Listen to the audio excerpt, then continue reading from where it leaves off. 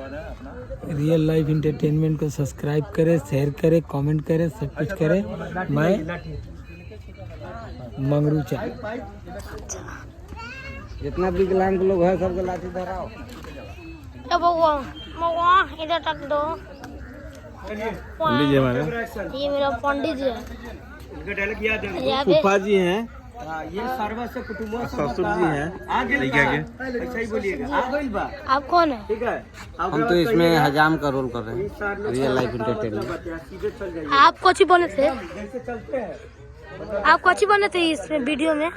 Video में हाँ dance में डांस में, मतलब नचनिया की। नचनिया यही नचनिया बने थे, देख लीजिए अभी नचनिया नहीं है। ये तो हाँ, यहाँ पे देखिए बोका पासवान जी। Camera action. ये सारा कुटुंब से लगा दो होगा हैं ज्यादा एक दिन जाओ ना काले देने के बाद कहाँ लो निकाल